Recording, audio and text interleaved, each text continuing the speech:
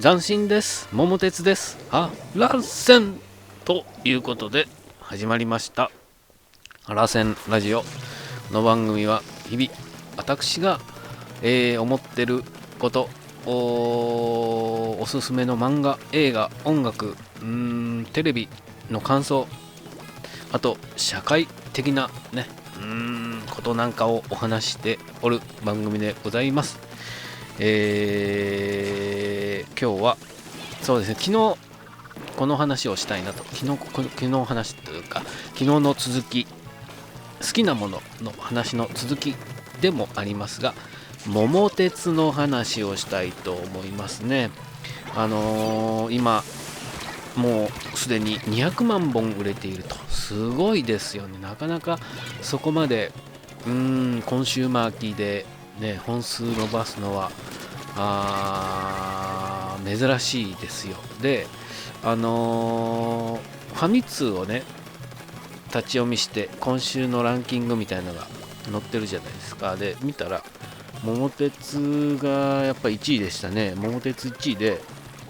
スプラトゥーンはまだ8位に入ってましたね。スプラトゥーン累計で何本って言ってたかな。確かな数字はね、ググっていただければいいと思いますけども、スプラトゥーンで累計、それでもねやっぱ世界的に売れてるでしょ。300万本ぐらいいってたかな。私の記憶が確かだな。まあ俺の記憶なんて本当に確かじゃないです。で桃鉄は200万本といえども、もう本当に、マーケット市場が日本市場限定なわけじゃないですか。それで200万本っていうのはやっぱすごいですよね。ゴースト・オブ・ツシマが、何本でしたかね。それちょっとね桁外れですよ。確かにマーケットが世界なんで、みたいなことがあるんですけど、それでもすごいです。で昨日、お昼ぐらいからかな、ずっと一人でネット対戦を誰かとしたいと思って生配信しながら、誰か来るまで、10年のやつをずっとやってたんですね。で8年目か、8年目に入ったところで、コメント欄に一緒にやっていただけますかって来て、って書いてたかな。さんと、3年のね対決を約1時間半2時間弱ぐらいやってたのかな。でやってたんですよ。ほんで今までねいろんな人と桃鉄ね、今までやったらネット対戦ね、顔も名前も知らないような人とやるってことはなかったんですけども、気心知れた、仲間内でやってたので、こうお前それずるいわとかね、そういう会話の駆け引きも込みで、ゲームを進めてねワイワイしながらやっていく中、昨日はボイスチャットがねなんかアプリであるんですけども、お互い入れてないとそれ使えなくて、なのでもう完全に一方通行でね、YouTube の配信ねタイムラグあるんで遅れつつ、そこのタイムラインというか、コメント欄でやり取りしながら、ちょっと遅れたなんていうんですかね、僕のコメントを聞きつつその返信を見つつみたいなのでやってたんですけど、楽しかったですね。純粋に楽しかったんですけど、こういうなんていうんですかね、こういうやり方をするんだっていうね、全くこれまで経験したことのないこう戦法、縛りを全くなしにしたんで、そういう攻め方があるんだっていうね、もういろんな発見がありましたね。だから余計に楽しかったですね。だからいいところは真似して、悪いところはこれ専用にしとこうとかね。お互いなんていうんですかね、こう意地汚くなってね、せこい戦法に出るわけでもなく、楽しめましたね。結果は3年で結果どうやったかな。僕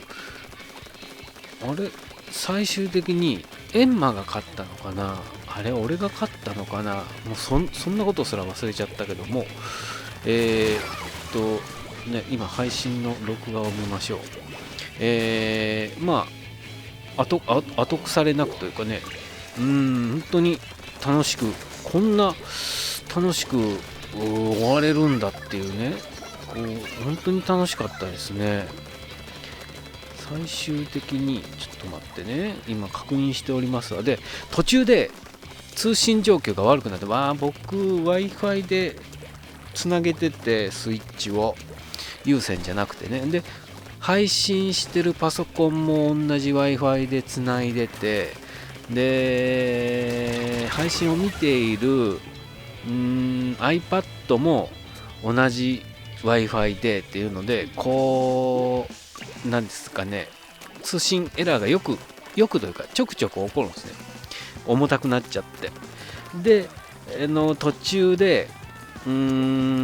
通信状況が悪くなって止まってしまってね、セーブした状況からやり直しますかってなって、で結構その配信が止まる直前まではいい感じで、僕がね、すごくいい感じで、いいカードも新幹線カードがなんか特急カードがなんか使って、もうゴールにすごく1回ゴールして、そこから次のゴール京都だったんですけどまですごく近づいたんですけど、そこで止まってしまって、保存状態から戻しますって言っても全く行ったこともないような、あれ山口県の端っこかな、九州の入り口ぐらいの駅からスタートになって、なんですかね身に覚えのないところから、しかもさっき持ってた進行形のカードも使っちゃった状態で始まって、いやもうそこでね、もう僕は試合をほぼ投げたんですけど、それでもやっぱり最後の最後にずっと最下位をねうろうろしてたんで、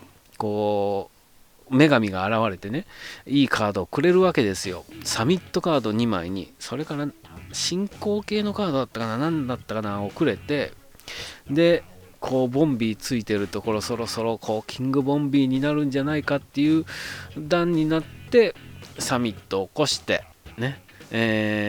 それでなんとかね、最下位になることなく、あれ結局俺何位だった、ちょっと待ってね、2位ぐらいでフィニッシュしたんじゃ、結局エンマが強かったみたいになってたような気がしたけど、どうだったか。そうですね、2位ですね。やっぱエンマがね、だから僕はね、ずっと起伏もなく平行線のまま終えたんですけども、